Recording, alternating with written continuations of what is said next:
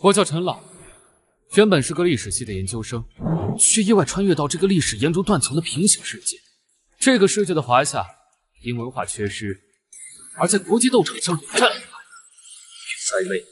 原主的父母在数年前的关键战役意外败亡，导致华夏元气大伤。他们二人也在战役之后郁郁而终，而我则成了华夏人人唾弃的罪人之子。学校还真会开玩笑，居然让我跟一个罪人后代同台竞技。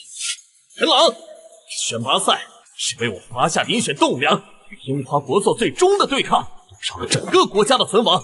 一个血脉里流淌着罪孽的人，有什么资格站在这里和我比？他确实不配。小溪，你怎么来了？别这么叫我，陈朗。今天当着所有人的面，我陈曦要和你断绝兄妹关系。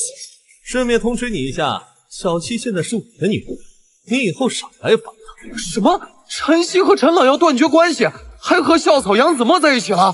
小溪，为什么？为什么？就因为这个家里出了两个无能的父母，让我无论多么努力，都还是要活在他们的阴影下。而你也是个不争气的废物，只有子墨哥才能给我想要的未来。我不想再被你拖累了。陈朗，看到了吗？连你最亲的人都瞧不上你。原来如此，背负的不仅是国仇，还有家国。原主，你的屈辱和不甘，我都感受到了。从今天起，你的债我来讨，你的冤我来平，这个濒危的华夏，我来救。陈朗，我已经击败了全校所有的对手，至于你，我连动手的兴趣都提不起来。这样吧，你现在跪下来，向大家承认你血脉低贱，然后主动退赛，我可以大发慈悲放你一马。我陈朗只跪天地父母，不跪小人。这比赛我不仅要比，我还会代表华夏战胜最终的国际斗场。好，想找死，成全你。选拔赛最终轮开始，胜者将代表华夏参加对阵樱花国的终极国运斗场赛。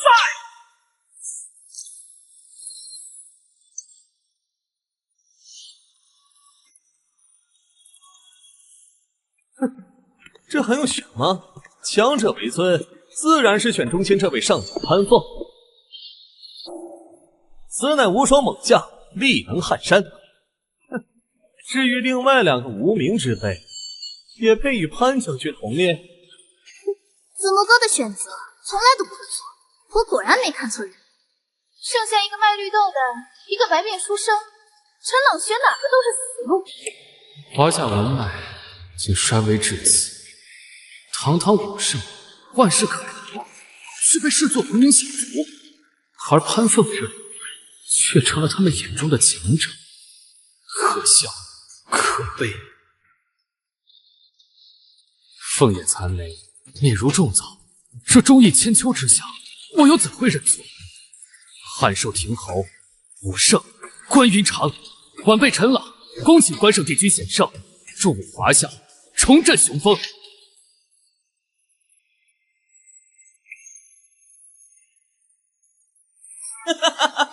陈朗，你是不是疯了？赵望个卖绿豆的，还关圣帝君，我看你是被吓傻了吧？陈朗，你连阴灵都认不全，还敢妄谈代表华夏，真是可笑。选个废物英灵，等着被潘将军碾压吧。关圣帝君在上，一时不孝，文脉断绝，致使华夏羸弱，国运飘摇，强敌环伺。如今东瀛樱花之辈屡犯我疆土，辱我文明，华夏已至危亡之秋，请您显圣。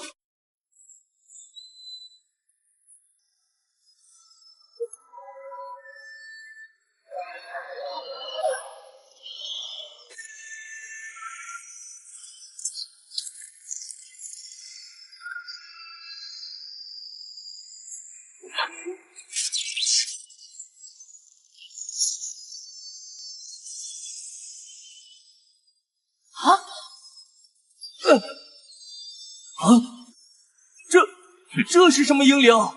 光是看着他就感觉灵魂在颤抖。这等威压，忠义之气直冲凌霄。龙城大学何时出了如此有实力的学生？他召唤的究竟是哪一尊失落的上古英灵？如幻某推，非为私斗，乃为护华夏。正是，晚辈陈朗不才，愿以此身重助华夏脊梁。恳请帝君助力，随我一同前往，荡寇出邪，扬我国威。陈朗，少在那里故弄玄虚！什么国威，什么威王，这是你掩盖自身废物的借口。在绝对的力量面前，这不知从哪儿跑出来的无名之辈，根本不堪一击。韩将军，给我面对他！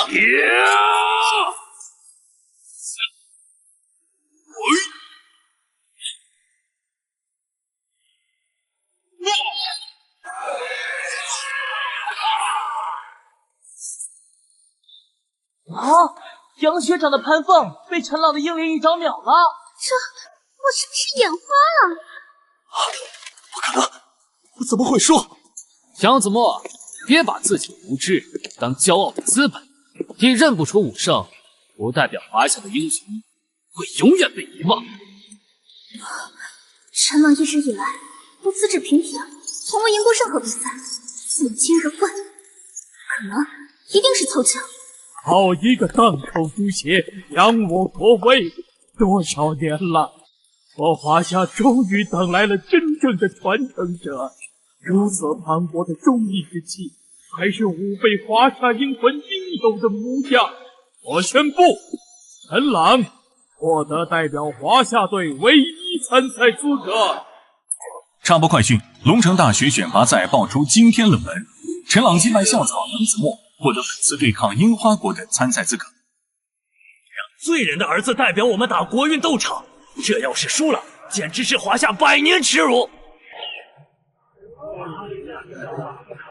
他爸妈害华夏输了一次，我们不能让他再毁一次国运，必须抵制。荒谬！一个罪人之子，他有什么资格代表龙城大学，代表华夏出战？杨董说的对，陈朗的父母当年可是让我华夏遭遇了史上最惨痛的一次战败，至今元气未复。国际斗场关乎国运，届时面对诸国强敌，你若是出半点差错，我们输不起，华夏更输不起。周校长，此事关乎重大，让陈朗出战，恐失民心啊！我以校董会主席的名义，正式提议取消陈朗的参赛资格，必须重新选拔。口口声声说我父母有罪，你们谁有真正查清过当年的真相？就是因为有你们这群只会抱着陈年旧账、党图伐异的人，华夏才会文脉断绝，沦落到被小小欺凌的地步。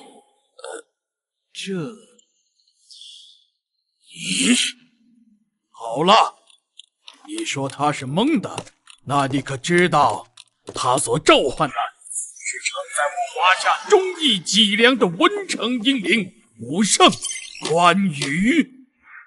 啊！父辈之事尚未有定论，岂能轻易株连子辈？更何况我亲眼所见，此子心系坚韧，胸怀国家。今日我周怀安以校长之位和毕生清誉作保，支持陈朗代表华夏出征国运争霸赛，一切后果由我一人承担。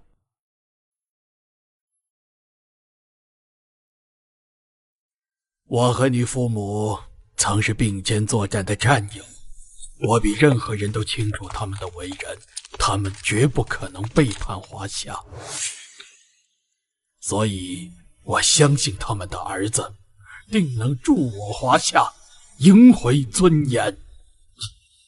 陈朗此行必不负使命，不负华夏。哼，周校长一意孤行，但愿你不要后悔。小子，国运比赛可不是小孩子过家家，就凭你去也是自寻死路。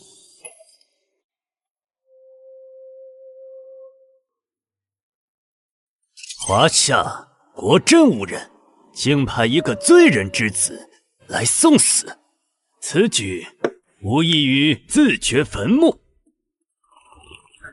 真是天佑我樱花！家父高酋长当年能在斗场上击败他的父母，让他二人身败名裂。今日自然会让他输得更惨，彻底断绝华夏的希望。我还是输了，又输了，已经是第3个了。樱花国的英灵太强，我们根本挡不住啊！樱花国必胜！樱花国必胜！哼，华夏何必继续浪费大家的时间？不如尽早认输投降吧。华夏尚未正式出战，何谈认输？陈朗便是华夏本次的正选代表。是陈朗，那个罪人之子。派他下，华夏是要重蹈覆辙吗？高桥君，看来天黑之前我们就能拿下这场胜利了。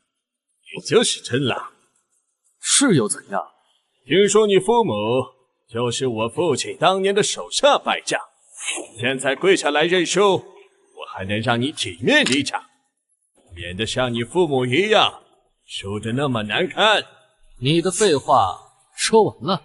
我父母从未求饶，战至最后一刻，而今日我不仅要赢你，还要替我父母、替华夏讨回公道。那就让我先灭了你，再踏平华夏。我会让你比那对废物父母输得还要惨。双方选手就位，于卷轴台选择本场出战英灵。比赛规则3局2胜，英灵溃散即判负。出来吧，佐木小次郎，这个不知天高地厚的罪人见识一下，什么才是真正的与强者的英灵。不愧是高桥斗士，看见了吗？这就是我们的差距。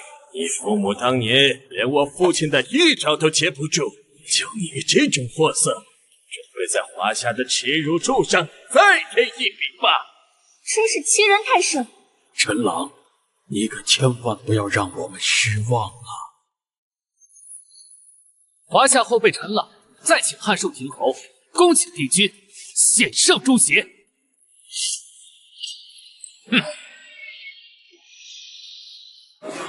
这英灵气势好强，怎么从未在我们的史书上见过？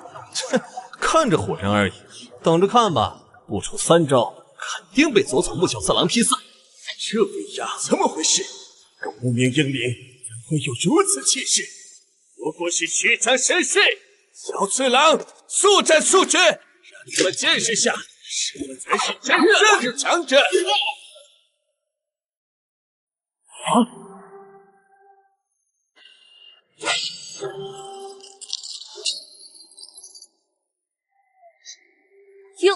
赢了！怎么会这样？一招，居然又是只用了1招。这是什么英灵？居然只凭1招就把我们的佐木小次郎打败了！华夏怎么可能赢我们？绝对是侥幸！这一局对比肯定是高桥大人大意了。陈冷凭什么能赢高桥一郎？他的天赋根本不如我，这不合理。小希，他不过是运气好，规则上一个英灵只能使用1次，下一局他不见得能召唤出更厉害的英灵。等他被高桥彻底击败，华夏就会后悔选这个废物当代表，到时候还不是得求着我上场？是啊，高桥一郎可是樱花国目前最强的觉醒者，连华夏最有经验的几位斗士都输得一败涂地，陈朗拿什么赢？陈朗，这一局不过是我一时大意，但你的好运到此为止了，不会再给你任何浑水摸鱼的机会。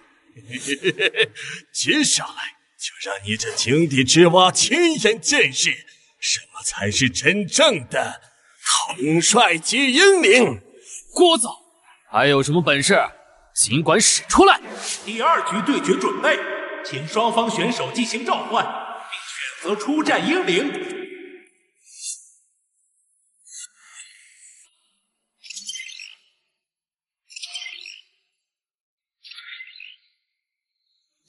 这次召唤出的居然是统帅级英灵的卷轴，看到了吗？这才是我们樱花国的真正实力。3位幕府大将军，华夏拿什么抵挡？元来朝，丰臣秀吉，德川家康，高桥一郎居然已经有如此强大的实力，可以将3位幕府开创者的英灵同时召唤出来。陈朗他这次还能赢下这一局吗？元来朝，以武立国，忠于四方，是身吧！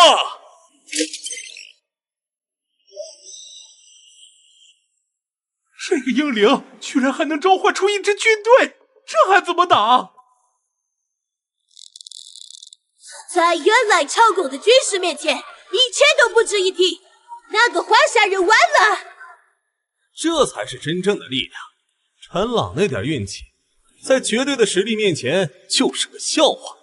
有别了，陈朗，这次你不可能再侥幸了。陈朗，看到了吗？你那所谓的武圣，在千军万马面前连尘埃都不如。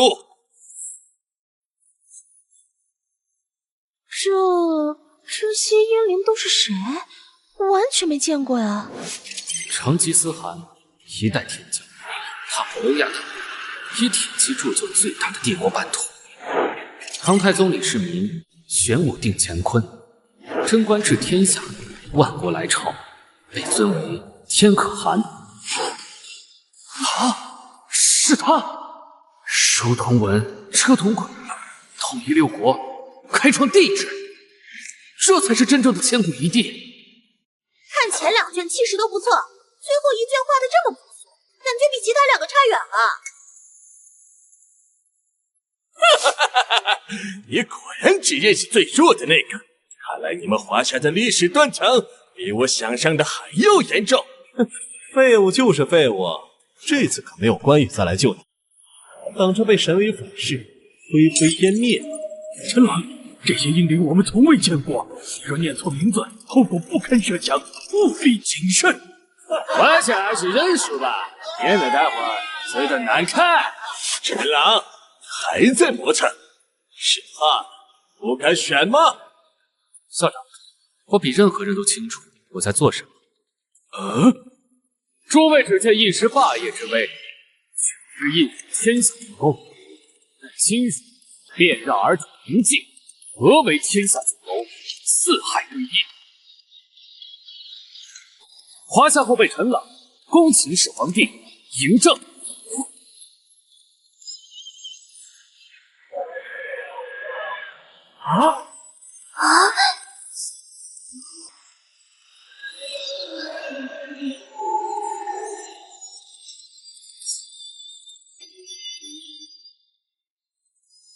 怎么可能？他的威压怎么会这么强？这个英灵是什么来头？悬衣勋上，12流冕，这是帝王冕服。快看，那是什么？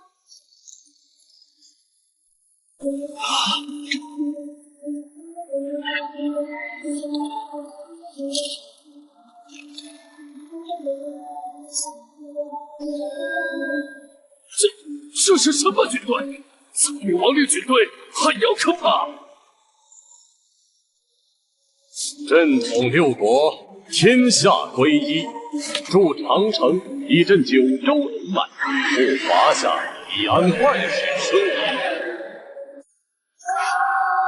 蛮夷小丑，也敢犯我华夏！始皇陛下，后世华夏遭逢大难，文脉断绝，国运飘摇。今有樱花溪邪神犯境，辱我文明，欲夺我疆土。晚辈陈朗恳请陛下助我华夏，重振雄风。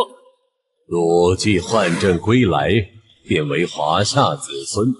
朕虽长眠，亦护此土。朕统六合，定八方，岂容蛮夷逞凶？这个废物怎么可能召唤出这种级别的英灵？这威压连父亲当年的英灵都远远不及。高桥君，此人虽召唤出未知英灵，但英灵之力重在驾驭。你深知原来朝贡之威能，他一个对历史一知半解的毛头小子，岂能真正发挥出这等英灵的实力？对与英灵的配合默契，只有我才能让英灵发挥出最完全的实力。高桥家的荣耀，为了樱花国的未来，我绝对不能输！来朝，开镰仓死阵，让这无名英灵看看樱花国的军团之力！天哪！原来朝的军队怎么突然变强了这么多？啊！这是高桥催动了英灵全部潜力，还要拼命了！哼，这就是樱花国的底蕴。陈狼就算召唤出强英灵，配合不好也是白搭。朕的军阵比这蛮夷死阵早1000年。陈狼，你只需看着，朕如何让这死阵化为飞灰。我上！这死阵能让英灵威力提升3倍，陈老大真的能成功抵抗吗？给我灭了他们！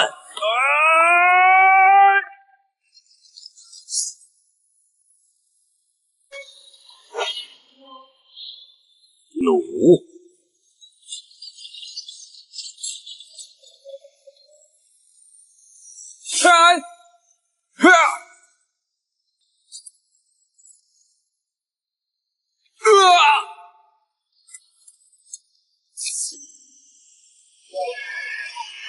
蛮夷剑运，挡住！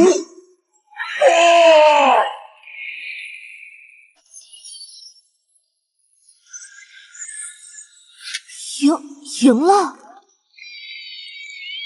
这才是我们华夏真正的底蕴，千年未绝，一朝再现呐！不可能！华夏一个文明荒漠，历史断层之地，怎么可能有如此古老的英灵？这不合理！文武方略，诸位，我们华夏这片土地孕育过百家争鸣的智慧，建立过万国来朝的盛世，修筑过绵延万里的长城，开辟过连接世界的丝路。历史断层抹去的只是书卷上的文字，却抹不去流淌在我们血脉里的文化基因。国运积分实时更新，快看，华夏的国运条！本轮国运斗场结果判定，华夏胜，国运积分实时调整，华夏与樱花国并列世界第3。并列？只是一场比赛就追平了樱花国10多年的领先优势啊！精彩的一战，恭喜华夏。不过，国运之争从来不是一场定胜负的游戏。什么意思？并列第一，这种平衡太脆弱了。恒源大使，胜负不分。按照国际斗场公约，本轮赛事已经结束。公约第7条补充条款，若双方同意，可启动国运终局之战。国运终局？那是什么？规则很简单，双方各派1名代表召唤英灵，带着国运进归胜者所有，且10年内不得再入斗场。国运全部归对方。不仅如此，战败国将承受国运清零的代价，资源萎缩，科技倒退，现在进化。简单说，会直接退回中世纪水平。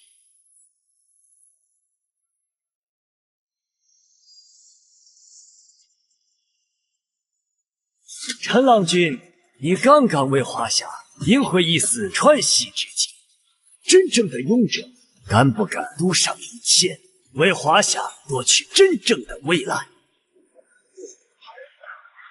？10年竞赛，输了就等于未来10年在国际上失去话语权啊！陈郎，不要冲动！樱花果敢提出这种赌注，必有万全准备。一旦输了，华夏国运将倒退20年。陈朗不会真以为自己能一直靠运气赢吧？这次输了，你就是华夏千古罪人。我们樱花国还有一张从未亮出的底牌。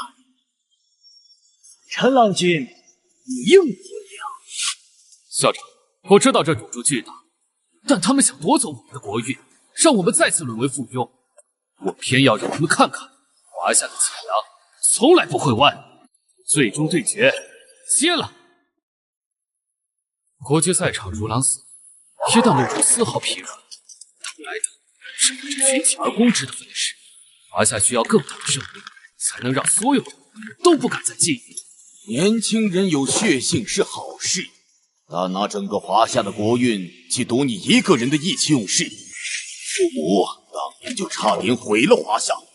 现在你又要拿华夏的未来去冒险吗？对，国家未来10年的命运压在一个刚觉醒不久、父母还有叛国前科的人身上，这合理吗？说的有道理，不能让他比，不能让一个罪人的孩子来决定华夏的命运。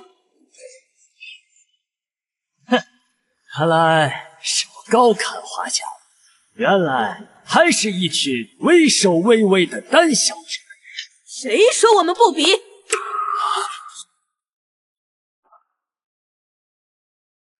是秦昭雪将军，军部的人也来了，他可是负责国运战略的实权人物。各位，经我们判断，陈朗是目前唯一能唤醒我华夏最深层英灵血脉的觉醒者，换下他就等于亲手掐灭华夏国运逆转的最后希望。我秦昭雪以军部国运战略司负责人的身份担保，陈朗继续出战。有戏！既然华夏军方都出面作保了，那这场对决就算定下了。那么我方也派出最终的选手吧。怎么是个小女孩？樱花国没人了吗？派个孩子啊！居然是他！初次见人，我是藤原绫奈，藤原家族的。难道他就是那位百年难遇的天才召唤师？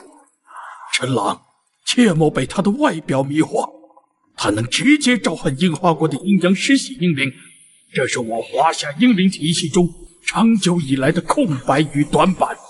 法术类英灵，那陈朗还怎么打？难怪樱花国敢赌上全部国运，原来留了这么一手。若今日樱花国战败，我只有2个要求：第一，为你们此前抹黑华夏的所有言论公开致歉；第二，归还曾经霸占华夏领土。你能击败高桥君，确实让我有点意外，但也仅此而已了。你根本不需要提获胜的条件，因为在我的英灵面前，你不会有任何一点胜算。赌国运终极对决，召唤阶段开始，双方选手选择英灵卷轴。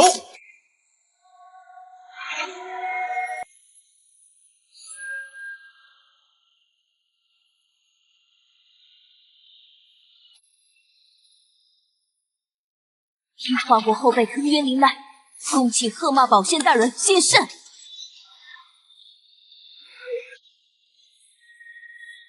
是鹤茂祖师，传说中奠定了阴阳道基业的大人，这气息根本不是人类能企及的力量层次。看见了吗？愚昧的华夏人，在阴阳道祖师的面前，你们那些所谓的帝王将相，不过是蒙昧的凡人。这一局你们拿什么赢？哼，看吧，陈朗就算撞大运赢了一次，现在面对真正的法术对决，他能召唤谁？我们华夏史书上有会这种仙法的人物吗？刘侯张良得皇室宫授书，是谋圣，更通晓奇门遁甲，并加秘术，乃谋略与法术双修的奇才。太上老君，道教之高神，3清之一，乃大道化身，执掌八卦炉，练就兼得大道，其法蕴含天地之理，玄妙无穷。居然是9天玄女，上古女神，皇帝之师，我竟能触及这个层次的召唤，看来我对华夏文明的认知越完整，能召唤出的阴灵位格就越高。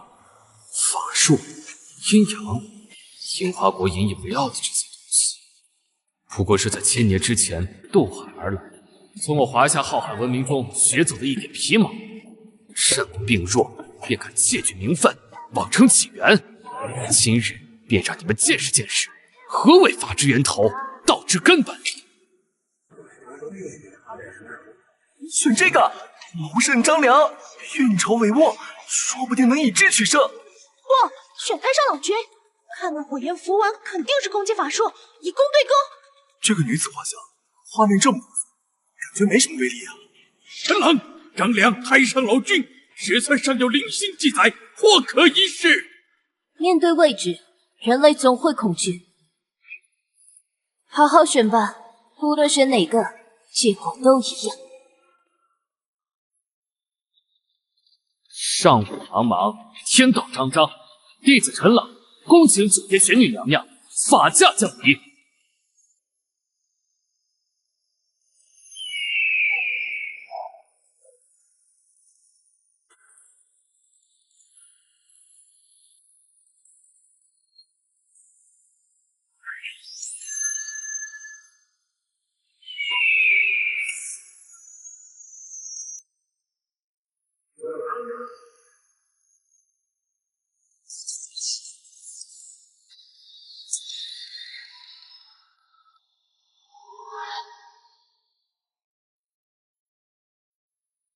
这个英灵看着不像能打架的样子，陈朗是不是选错了？选个皮囊好看的有什么用？哼，在真正的法术面前，能撑过3秒吗？不对，陈朗从不行无把握之事，他如此坚定选择，必有深意。那个阴阳师的手在抖，他好像在害怕。不过是一个空壳。冒险宫，听我号令，拿下他！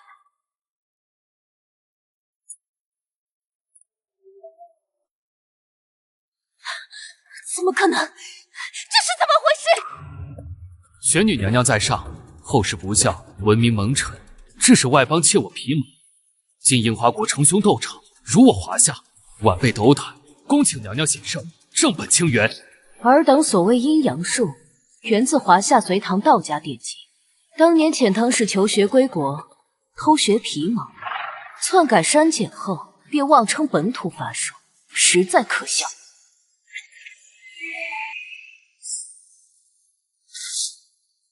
我乃华夏道法源头，万法之宗。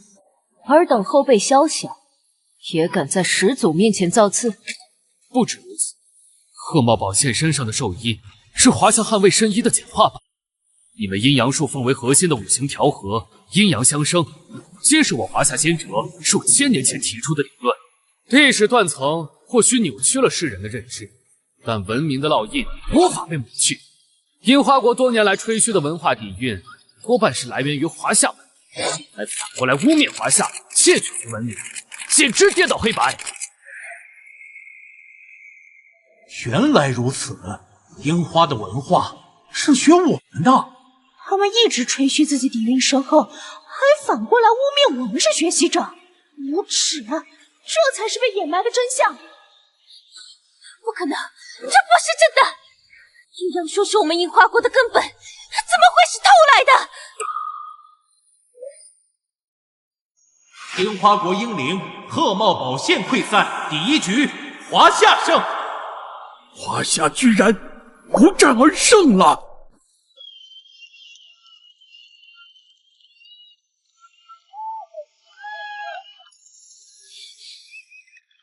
不战而退又如何？就算华夏曾经是奇人，但如今的世界，只看谁的实力更强。你以为赢了1局就了不起了？不过是仗着英灵的始祖威压，你已经用掉了最大的底盘，可我还没拿出真正的实力。国运终局战第2局准备，双方召唤者，请至召唤台。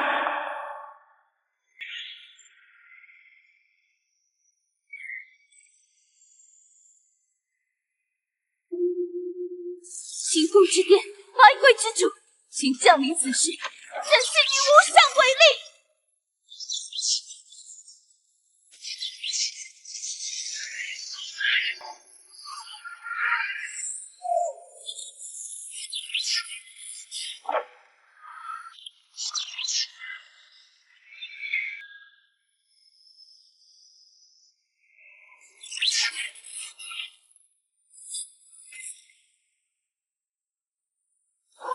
是清明大人。传说中能操控百鬼夜行的史上最强阴阳师。这一局绝对赢了，清明大人是无敌的。陈郎君看到了，这才是真正的底蕴与力量。这一次，我倒要看看你还能拿出什么来赢。陈郎的底牌真的用完了吗？九天玄女这么强，还有能超越她的阴灵吗？烟花国居然还藏着这么强的后手，这下麻烦了。陈郎，安倍晴明的历史位格极高，法术造诣深厚，既能操控式神，又能施展高阶咒术，同阴灵交手，这一局你务必小心。陈郎啊，陈郎，你的好运到此为止了。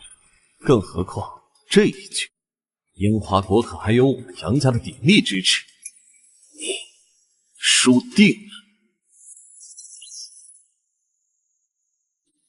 东方朔，西汉奇人，精通占卜，一传擅长驱邪之术，奇变百出。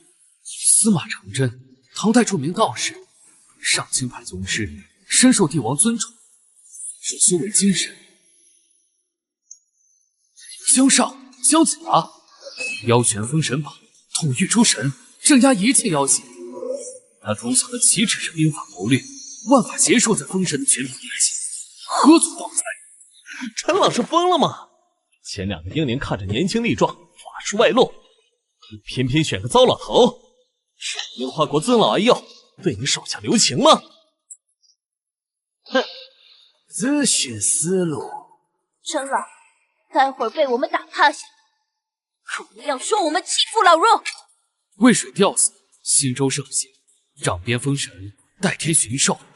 晚辈陈朗恭请太公望、姜子牙前辈法驾降临。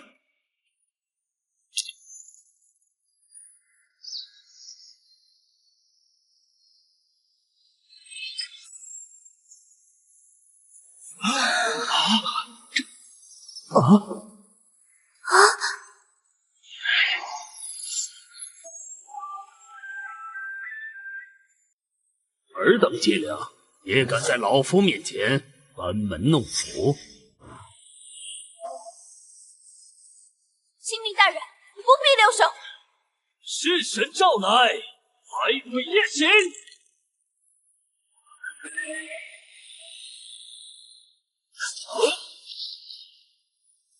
阳一转，这，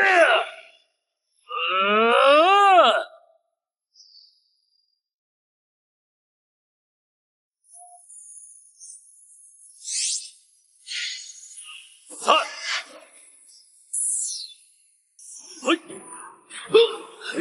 下去。果然，秦明大人一出手就压制了对面。不对劲，太公的力量变弱了。不是变弱，是像被什么无形的东西干扰了。难道是有人在召唤主力动了手脚？可这个装置只有本国人才能解除。杨氏父子的身上果然还残留着召唤柱的灵力，他们竟然用这种龌龊手段出卖自己的国家。速战速决，给我灭了他们！太公小心，召唤柱内被人做了手脚。老夫倒是为何缚手缚脚，原是有小小鼠辈用了些龌龊伎俩。可惜呀，凭这点见不得光的手段，可不能撼动天道金定的根基呀。区区一件污秽寒气，也想抑制天道？笑！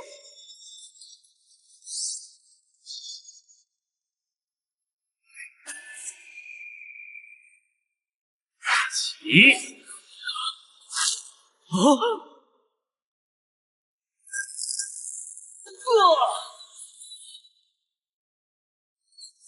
可能！我们明明一局，为什么还是打不过？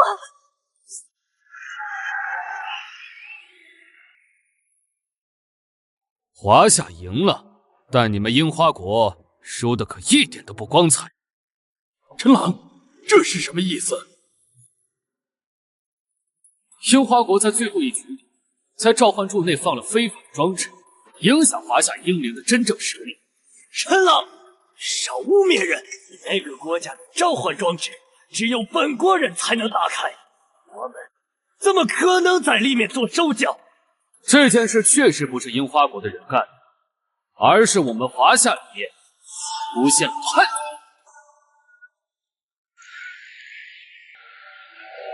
内奸！我们华夏竟然出了内奸！啊，陈郎，你的意思是？没错，内奸就是杨家父子杨雄和杨子墨。陈郎，少给我血口喷人！不是赢了比赛，就想借机铲除异己，忘了我之前对你的质疑吗？好恶毒的心思！诸位，我杨雄一生为华夏教育，为国运奔走，岂容此等污蔑！陈朗同学，之前我对你参赛资格提出异议，完全是出于对国运安危的慎重考虑。想不到你竟因此怀恨，将内奸这种罪名扣在我头上，未免太偏激了。对呀，杨家是名门，杨子墨是校草，他们为什么要这么做？可陈朗为什么要在这个时候污蔑他们？难道真和杨雄说的陈朗对他们怀恨在心，想要借机报复？够了，陈朗，你到底要胡闹到什么时候？子墨哥和杨伯伯是什么样的人，大家有目共睹。你别以为赢了比赛就可以无法无天，随意诬陷好人。你是不是就见不得我好，非要让我和你一样，永远背着罪人之子的名头，你才满意？小希，你永远只会看到你想看到的。我今天站在这里，不是为了和谁争一时义气，我要揭露的是真相。各位，陈郎指控之事关乎国运根本。当年陈氏夫妇决战，英灵召唤系统也曾出现相似情况。今日之局与当年情形的确可疑的相似，我建议必须彻查。巧合过多，便不是巧合。国运斗场设备安保等级极高，外邦绝难无声无息做手脚。若有内部接应，则另当别论。这是军方最新灵力痕迹检测仪，很快就可以追踪到是谁给召唤台动了手脚。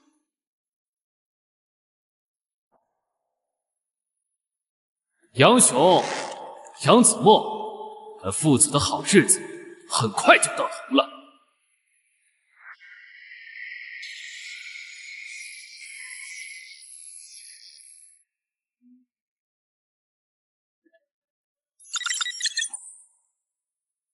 报告指挥官，比对结果确认，残留灵力与龙城大学学生杨子墨的匹配度高达99.8%。居然真是杨子墨！杨校董，这到底是怎么回事？你儿子干的事你知道吗？仅凭一个所谓的灵力匹配，就能断定我儿是内奸？陈郎，谁知道是不是你用了什么手段，故意栽赃陷害？诸位，不要被这个罪人之子的诡计蒙蔽了。对。有什么证据证明我和樱花国有勾结？凭一份匹配报告就想定我的罪，休想！证据，我当然有。校长，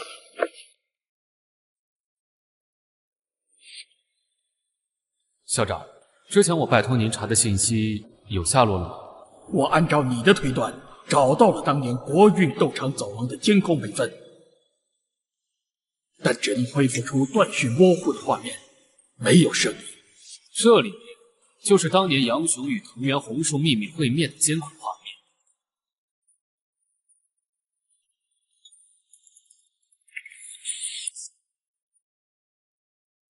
真的是杨雄和藤原红树。周校长，这能说明什么？这不过是我与藤原大师在走廊偶遇，寒暄了几句而已。您总不能凭借两个人在走廊站了一会儿，就断定我们在密谋吧？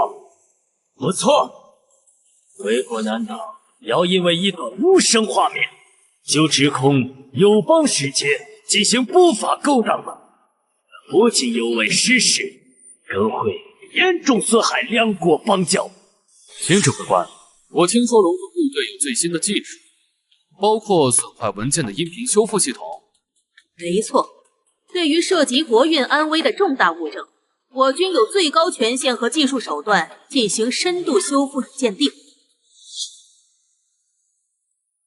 龙魂技术组，立刻对周校长提供的 U 盘进行音频还原。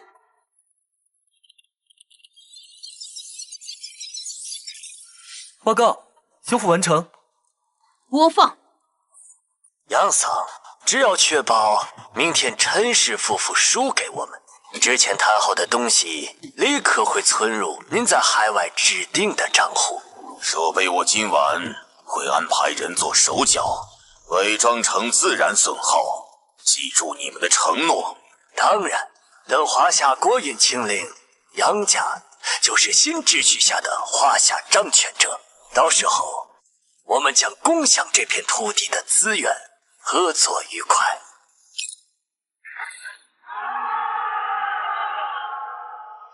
原来陈朗父母当年会输掉比赛，是杨雄在捣鬼。为了钱和权力，居然勾结樱花国出卖自己国家，叛徒、卖国贼！完了，全完了！杨雄，你还有什么话好说？我没有叛国，我是为了华夏的长远利益。当年陈朗父母的英灵召唤能力太强，已经威胁到国家权力平衡。我和樱花国合作是为了制衡他们。荒谬！陈朗父母当年为了守护华夏，浴血奋战，却被你陷害，含冤而死。你口口声声说为了华夏，却借着我父母的冤屈，一步步巩固杨家的权势。你所谓的长远利益，从来都只是你自己的私欲。杨雄，根据国际国运斗场公约和华夏刑法，冲敌叛国、危害国家利益，最高可判处终身监禁。你现在唯一的出路，就是坦白全部罪行，争取从轻处理。不说，我全说，这一切都是我做的，是我嫉妒陈朗父母的天赋和地位，他们的存在让杨家始终无法独占鳌头。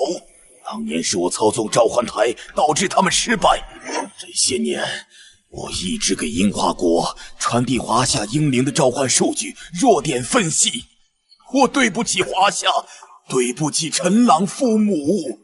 陈氏夫妇，是我们错怪你们了。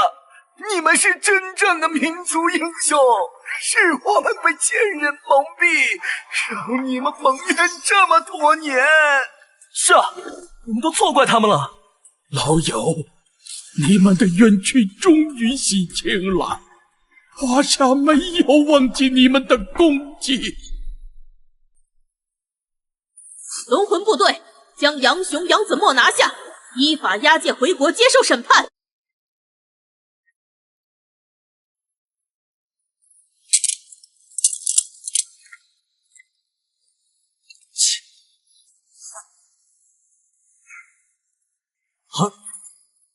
樱花国通敌叛国，破坏斗场规则，即刻起驱逐出国际国运斗场。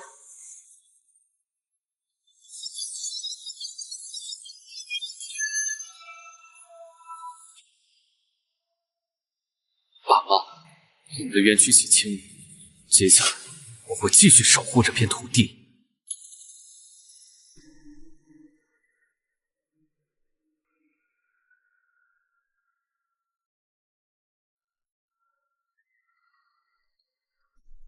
诸位，樱花国的失败，并非败于实力，而是败于内部的腐朽与轻敌。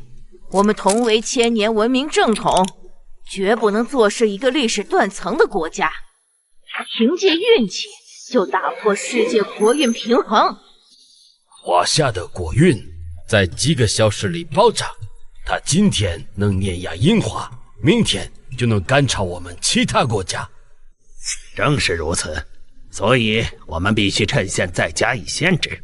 那我们应该怎么做？集合多方势力，联手压制华夏的崛起。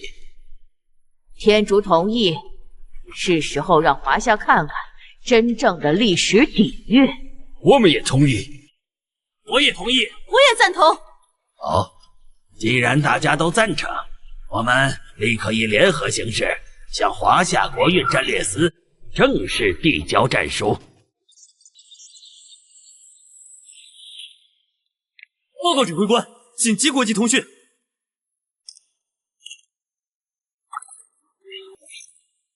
这是多国联合给我们下的战书，各国会派出最强召唤者与陈朗进行3轮对决。战书？那他们的赌注是什么？若陈朗2胜2次，他们会公开承认华夏文明复兴地位；若输了，华夏需签署文明发展限制条款，10年内不得参赛。这根本就是不平等的比赛条约。他们是想联手用车轮耗尽陈朗，从根本上压制华夏重新崛起的势头。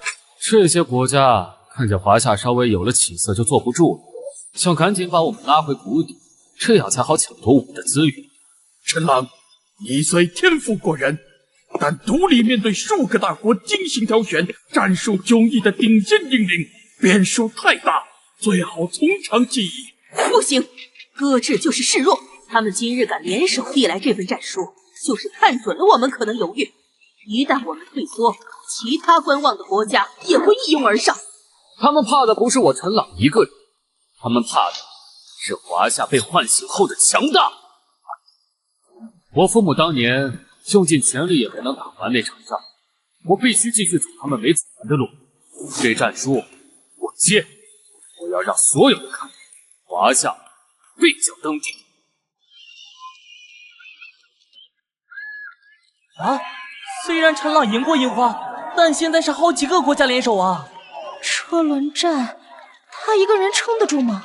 多国联合战首日正式开启，华夏派出觉醒者代表陈朗。第一场，你们谁先来？我天竺愿第一个登场。同为古老文明，这场对决或许能让某些人明白，真正的历史底蕴不是靠几场侥幸胜利就能堆砌出来的。这些国家还真是改不掉他们傲慢无知的毛病。那就赶快请出你们的觉醒者，用实力说话吧。多国联合战第1轮，华夏对阵天竺正式开始。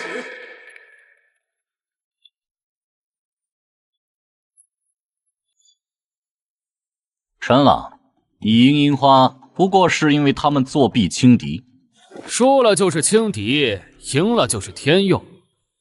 你们的话术倒是千年不变。你可知我天竺史诗中的英雄皆身负神形，他们的力量源自天启。你们的历史不过是凡俗尘埃，如何与承载神域的半神相提并论？太嚣张了！怎么被我说中痛处了？你们华夏连自己的历史都断了，拿什么和我们比？那我告诉你，在我们华夏，我们敬神更信人。我们的英雄从不是跪听神谕的仆人，他们是顶天立地，用双手开疆，用双脚丈量山河的人。今天就让你这明白，膝盖生根的民族不配评判挺直脊梁的文明。你会为你的狂妄付出惨痛的代价。这些国家一个个打着友好的旗号联手施压，无非是怕一个断了层的文明真能重新站起来。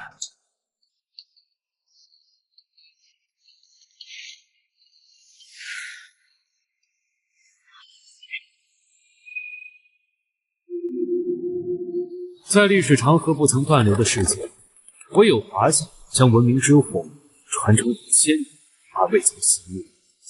断层又如何？只要我记得，这火就灭不了。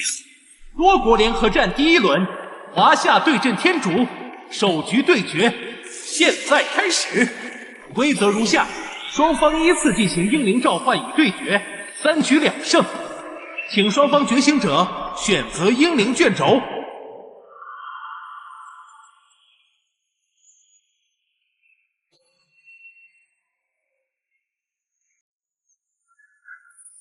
华中那是听过神灵亲授真理的英雄，好强的神性威压！陈朗这次要怎么应对？手持神功干迪拔，于巨炉之野的血色尘埃中，得令国家梵歌至高真理。阿卓呢？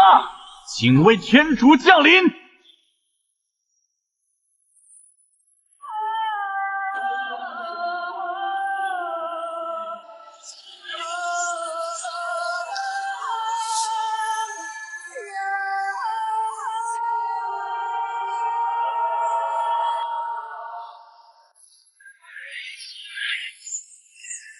神迹，这是真正的神迹！这怎么打？感觉已经不是同一个层次的较量了。怎么，陈老，你们华夏的画卷上画的都是些什么凡夫俗子、田间老农吗？后羿射日神话，位格极高，几近创世修正。若论对神性，这是最好的选择。但是这个世界的华夏历史断层严重，神话体系更是支离破碎，近乎沦为传说。召唤后羿这种上古神话人物，失败风险极高，即便侥幸成功，力量能降临几成，不可控因素太多。陈郎怎么还不选？对面是半神啊，神怎么跟神打？除非他还能像上次那样，再召唤出一个更厉害的英灵。可华夏哪有那么多底牌？犹豫这么久，看来是真的被吓破胆了。莫非你们华夏真的连一个能与神对话的名字都找不出来？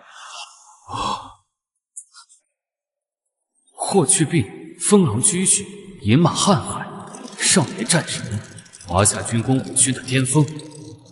蒙恬北筑长城，却匈奴700余里。此战是试探，需要先撕开一道口子，看清对方的实质。就是你了！此战胜负尚在其次，摸清底细，保留应变余力，才是当下关键。华夏后辈陈朗，恭喜大汉冠军侯、骠骑将军霍去病。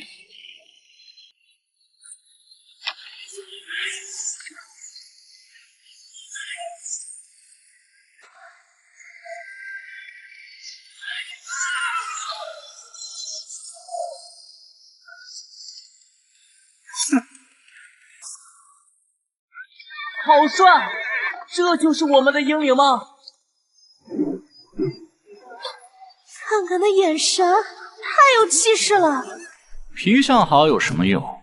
绣花神通，徒有其表。英灵召唤完毕，对决开始。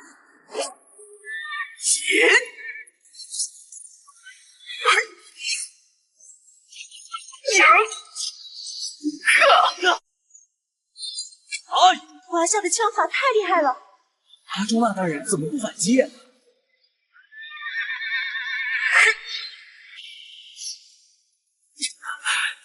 因果既定，凡力难为。第一局，天竺胜。上位无敌！哈，这就是差距。陈朗，凡人的勇武，在真正的神域因果法则面前，根本不堪一击。各位，我早就说过，华夏的获胜只是偶然。一旦面对我们这种有历史底蕴的国家，很快就会原形毕露。速战速决吧，陈朗，我等不及把你们华夏狠狠踩在脚下了。果然，对付樱花国那种靠阴谋诡计的可能还行，一遇到天竺这种真正有古老底蕴的，就现原形了。早就说了，华夏这样的国家和天竺根本不是一个层次。天竺文明有其特殊性，其历史、史诗与神话往往浑然一体。我们若继续只用纯粹的历史人杰应对，先天便吃亏。陈老，下一局必须改变策略。我们需要动用我们文明中同样具备神格的英灵。怎么样，陈朗？这就叫底蕴的差距，跟我们天竺没法比。听我一句劝，趁现在认输，体面点退场。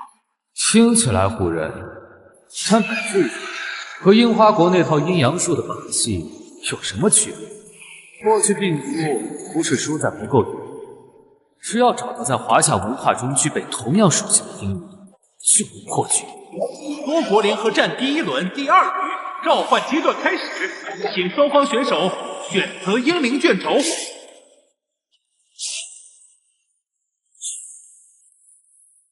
有吕布和项羽，这可都是历史名将。可是吕布、项羽再猛，能打得过天竺吗？陈老，你还没搞明白吗？你就算把你们历史上最能打的都叫来，也比不过我们天竺。怎么，是嫌刚才输的不够快，想换个死法？吕布、项羽都是凡人中的天花板，但他们很可能独挡过去并死者。只有二郎神才是应对天竺的不二人选。晚辈陈朗以华夏后裔之名，恭请二郎神君法驾降临。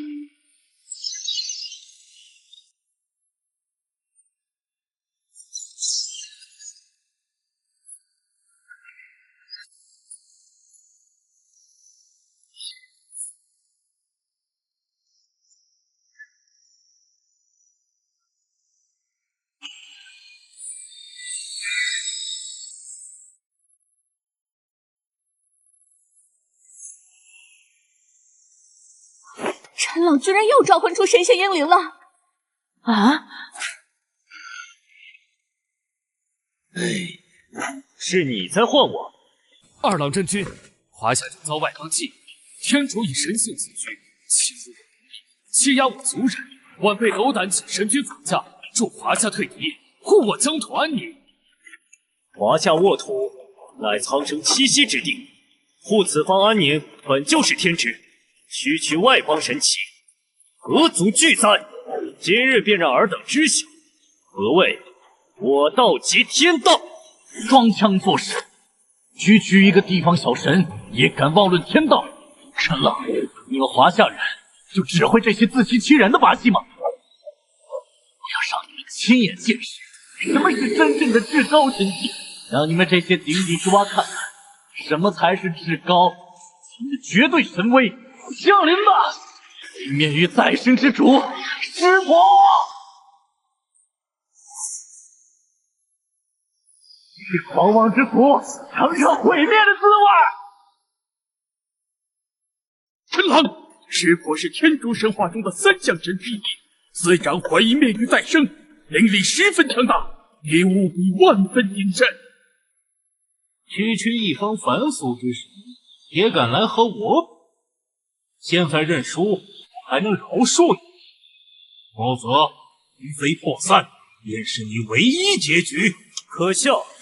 尔等可知，我华夏英灵纵为神奇，亦多为守护苍生，平定祸乱而生。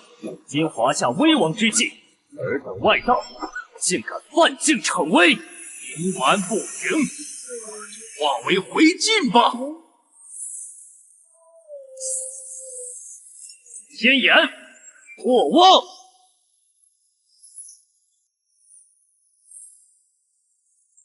这位二郎神也太帅了，不愧是我们华夏的英灵。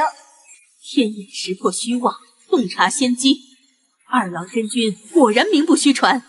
哼！般若波罗菩提萨哈阿弥陀佛。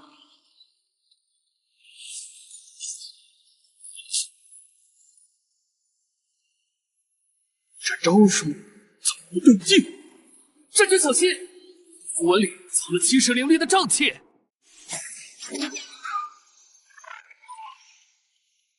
怎么可能？你怎么会识破？身为神明，却行此龌龊伎俩，真是替你们感到羞耻。斗场严禁使用禁术，你们天族难道就只会这些偷偷摸摸的手段？禁术又如何？只要能赢，以我领血为引，就神族展现灭世之威。今日便让尔等知晓我华夏英灵之威，远胜尔等。连环裂空斩！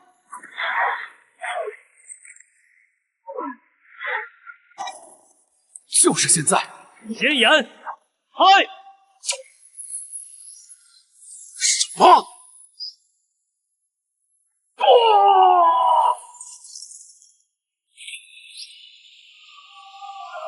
第二局，华夏胜。赢了，我们赢了！不可能，这不可能！师傅大人怎么会输？我们天竺历史悠久，怎么可能输给一个华夏？天竺总以为拥有所谓神性英灵便天然高人，但你们错了。文明的真正底蕴，从不在于神性多寡。我华夏英灵无数，有运筹帷幄、定鼎天下的文臣谋士，有驰骋沙场、保家卫国的铁血武将，有开创学说、责备后世的先贤圣人，亦有显圣护国、聆听人间香火的真君神奇。他们身份各异，但有一点相通，他们皆为守护这片土地而生。你们引以为傲的神性，在华夏数千年绵延不绝、薪火相传的厚重传承面前，不过是沧海一粟。你们华夏有的是底蕴，只是侥幸赢了一局又如何？程大，你说的很好听，但斗场之上，最终说话的还是力量。你敢不敢来一场真正的对决，场赌上生死的终极较量？这是什么意思？我天竺代表阿米特申请启用英灵合一模式。这是什么战斗模式啊？陈老，你以为靠你一个人华夏就能翻身？做梦！第三局我会让全世界都看清楚，谁才是真正的文明领袖。陈狼，这个战斗模式极其罕见，风险极高。觉醒者需以自身躯壳为容器，主动接纳英灵的灵力入体。所有战斗将由你亲自进行，你务必谨慎考虑。此模式一旦开启，直至一方彻底倒下，无法单方面终止。一旦你体力不支，或承受不住英灵灵力冲击，轻则沦为废人，重则当场丧失性命。这种打斗形式是不是太残暴了？天竺这输红眼了，斗这么大。怎么这就害怕不敢接了？还是说你们华夏从来只敢在嘴上逞能？华夏从无不可接的人。你们想以生死定胜负，那我也奉为到底。英灵合一模式确认启动，最终局规则变更，双方召唤者请召唤本局出战英灵，英灵将以虚影形态与召唤者互灵，其核心力量将加持于召唤者之身。天竺后裔之名，至高创世之神梵天。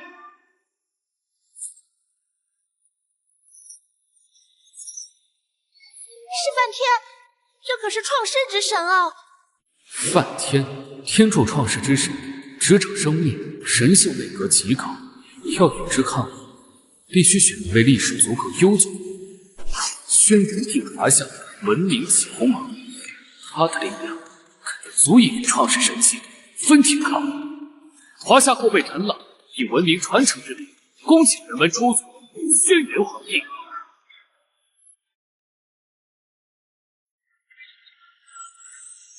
后世子孙，文明蒙尘，外邦欺我，无人也。晚辈陈朗恭请始祖显圣，护我华夏文脉不绝。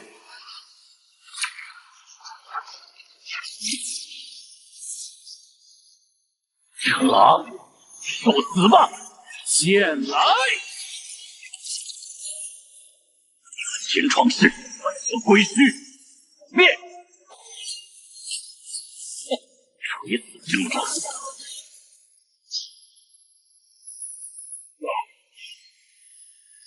烈天斩！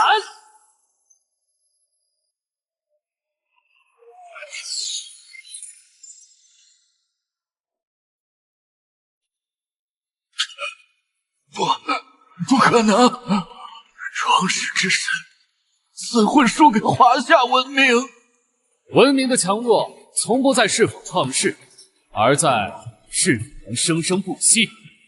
第3局，华夏代表陈朗胜。我们赢了！我们真的赢了！怎么可能？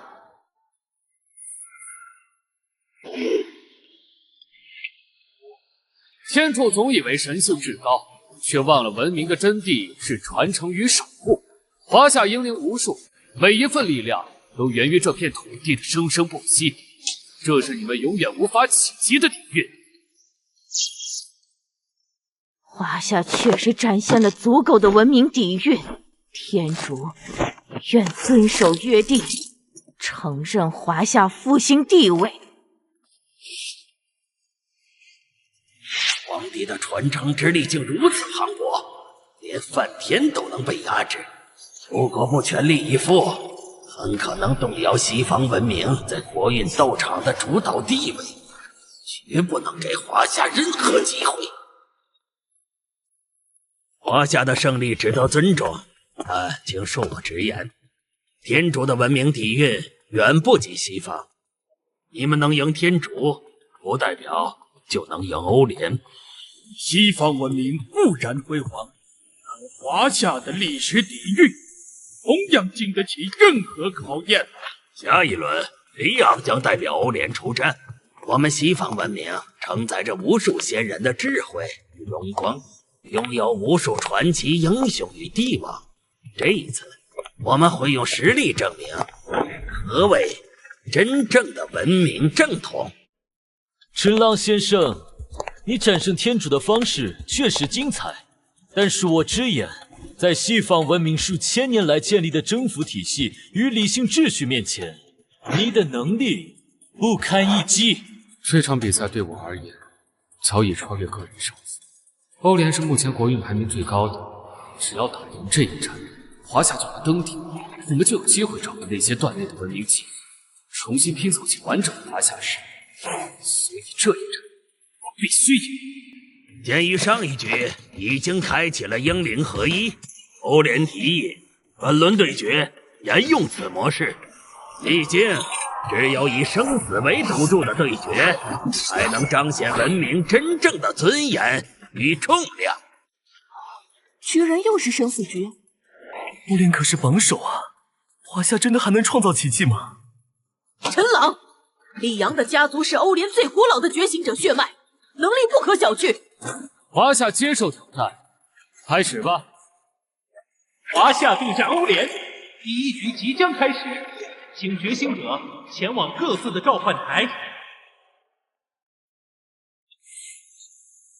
恭请马其顿之王亚历山大大帝！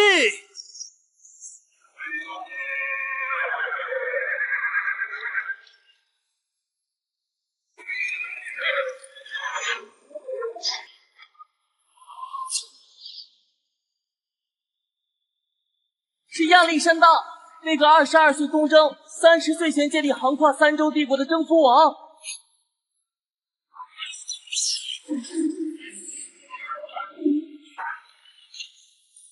以政府之治，恕我之魂。华夏的传承者，在帝国的铁蹄与文明的荣光面前，你能拿出什么？亚历山大的位格太高了，本兵器时代最完美的征服者，统御多民族的军事天才，咱们历史上真有能与之抗衡的英灵吗？秦指挥官，我是个现实主义者。亚历山大的历史地位是2000年时间沉淀出的共识。贵国的年轻代表会不会已经到极限了？我们相信陈朗，他对华夏文明的理解深度非同一般。看清楚了，这才是帝国应有的姿态。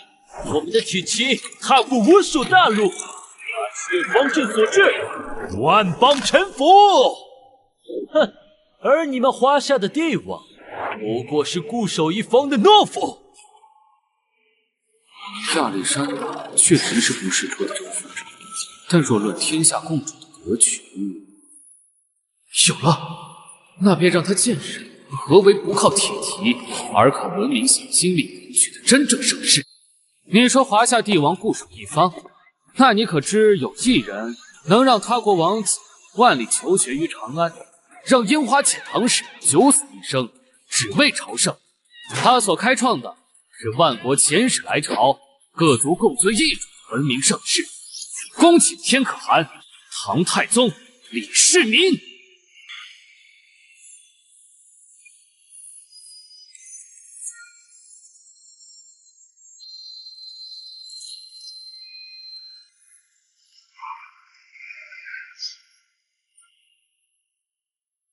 势力征伐者，江湖再阔，不过一时。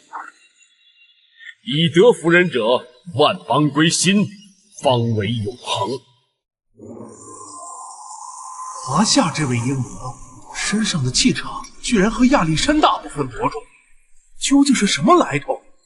亚历山大大帝以军事征服闻名，数年建立起横跨3洲的帝国，其功业确属传奇。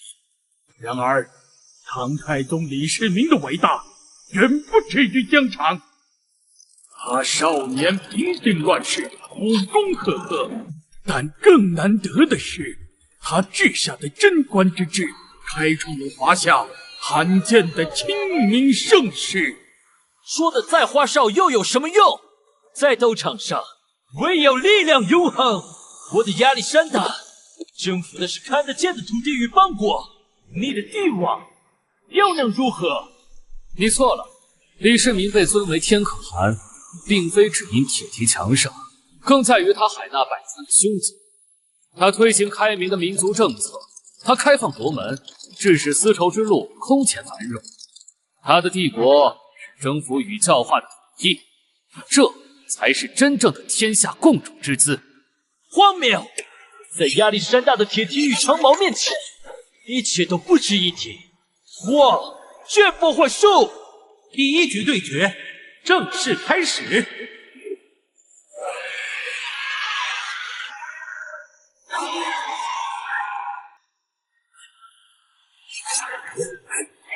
陈朗，今日就是你的死期！为了帝国的荣耀！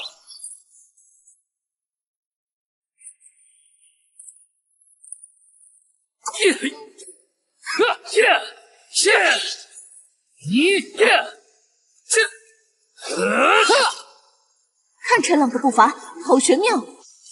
李昂的攻击完全被看穿了，看来还是华夏英灵的能力更胜一筹。够了，游戏该结束了。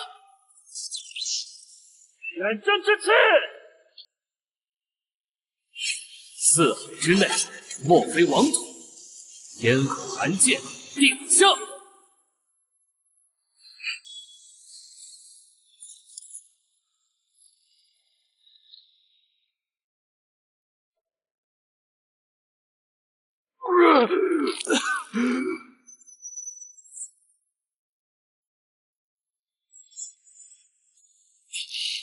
不可能，他怎么会有如此强大的攻击力？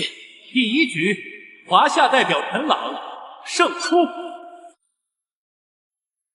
怎么回事？为什么会这么累？我身上的力量好像在飞速流逝。陈朗怎么了？是受伤了吗？不行，我不能在关键时刻倒下。只要再赢得一局，华夏就能登顶。不对，这绝不是简单的体力统治。英灵合一对独立支撑者而言，自身灵力负值太大了。他已经连续比了好几场。那要怎么样才能帮他恢复？普通的药剂对陈朗已经没用了。如果要继续让他参赛，必须有直系亲属给他输送灵力，才能让他恢复状态。看来华夏的好运气到此为止了。陈朗若无至亲灵力的帮助，应该是无法继续参赛了。按照国际规定，选手因为自身情况退赛，直接判定代表国家失败。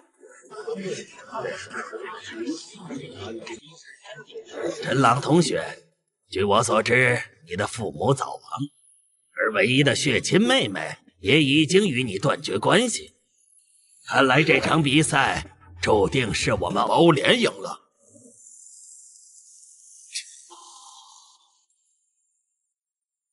哈哈哈哈哈！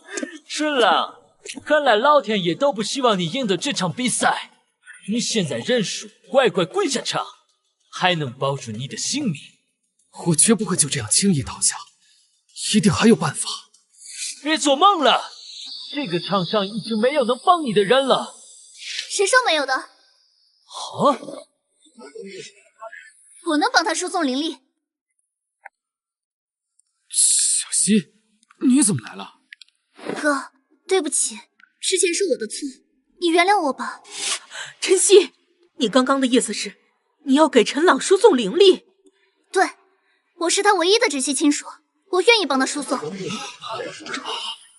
可是这样，你多年的灵力就会丧失，你考虑好了吗？之前是我头脑不清醒，怕一辈子被人指着脊梁骨骂罪人的女儿。我以为只要跟你划清界限，我就能拥有正常的人生，可我错了。杨家人不是救星，我更想不到他们会是叛徒。我看着你在场上为爸妈洗刷冤屈，为华夏赌上性命，这时我才明白，逃避换不来真正的尊严。哥，请你给我一次赎罪的机会，让我把灵力传给你吧。小溪，我心里从没真的怪过你。根据国际国运动场公约，若选手出现灵力衰竭情况，其直系血亲可在自愿的前提下进行一次灵力输出。晨曦，如果你考虑好了，就开始吧。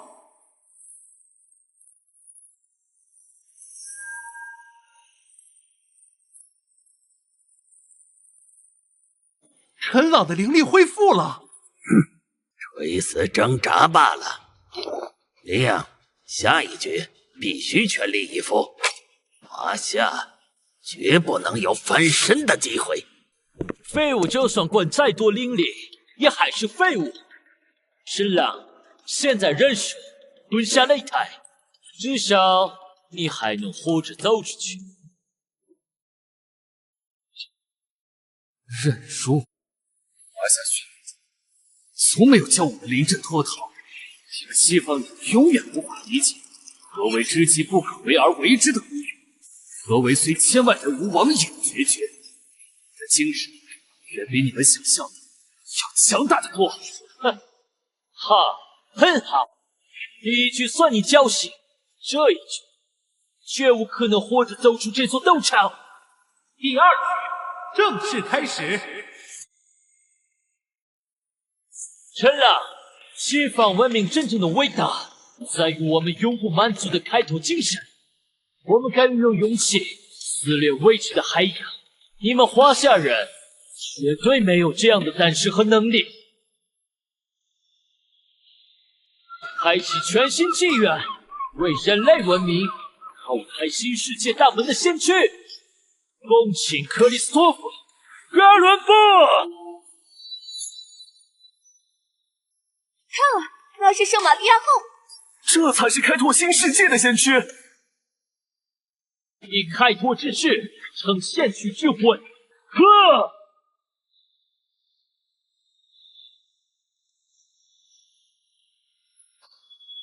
看啊，这才是我们西方真正的实力。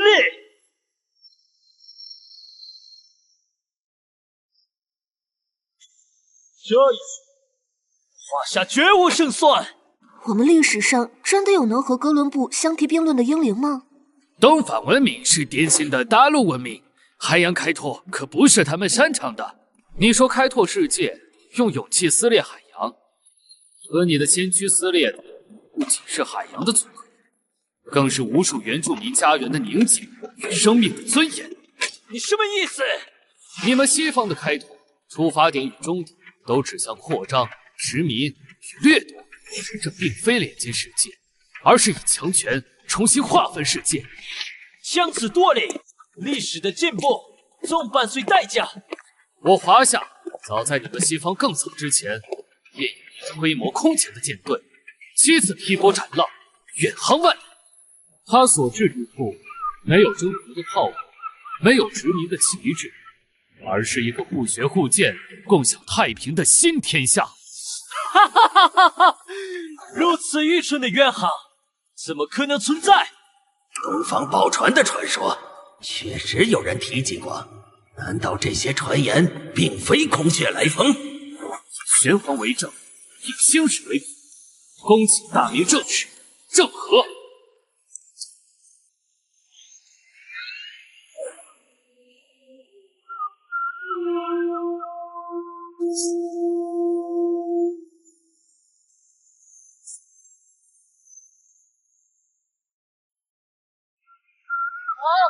居然连斗场的形态都根据他们的英灵变化了，这英灵对决的架势，从没在斗场上见过。阵仗再大又如何？哥伦布开启的是地理大时代，是征服的史诗。华夏的船不过是些载着丝绸和瓷器的花架子罢了。千帆渡恶，万方归宗。飓风叫来！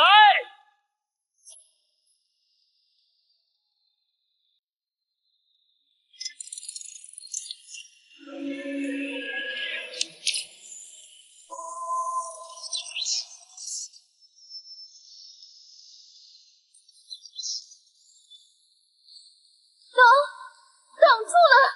华夏的英灵居然可以抵挡那么密集的攻击！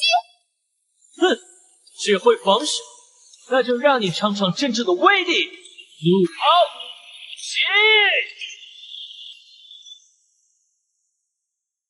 宝船之鼓，震撼顶波，利益为纲，四海皆撇。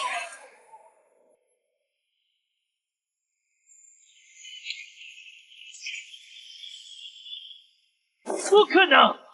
你们的远航带来掠夺与苦难，我们的远航馈赠以文明与友谊。今日让你好好见识一下，就算不用攻击，亦能让人心归附，令万方敬佩。给我开火！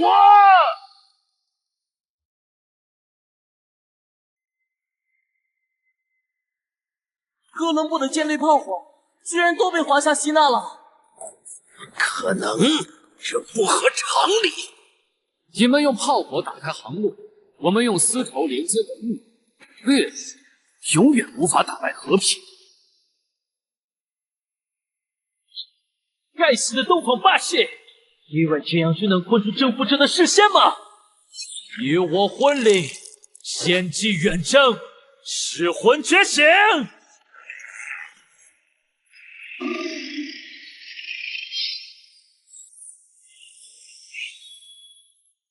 火劫之矛，无人可挡。华夏，你输定了！四海皆有邦，天堑化通途，航路开！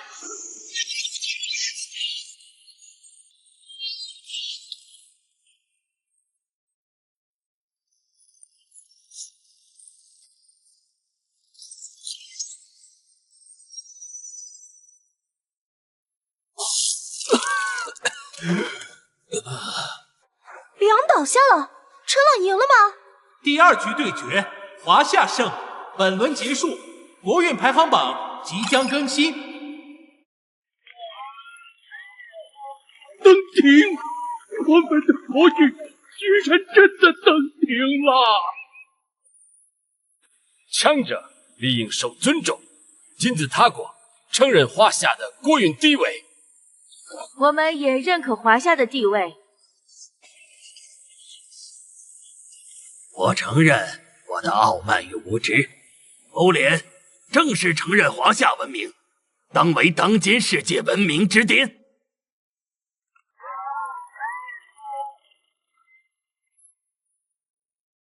龙城大学学生陈朗，凭一己之力挽救华夏于危难之中，特授此勋，以彰其功，以利来者。这份荣耀不属于我一个人，它属于千万华夏英烈，属于在历史断层中仍苦苦寻觅文明根脉的每一代先人。胜利不是终点，登顶只是开始。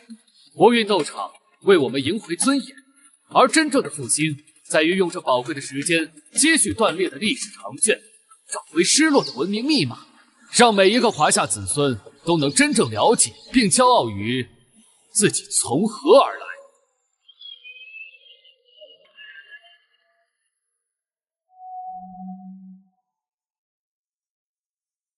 文明复兴学院今日挂牌成立，陈朗担任名誉院长。首批基于历史考据的教材已发放，全国掀起了学习历史、探寻文明的热潮。个人冤屈已许，国家的尊严已立，而文明传承的火炬才刚刚举起，属于华夏的故事将在新的历史舞基上续写更加辉煌的篇章。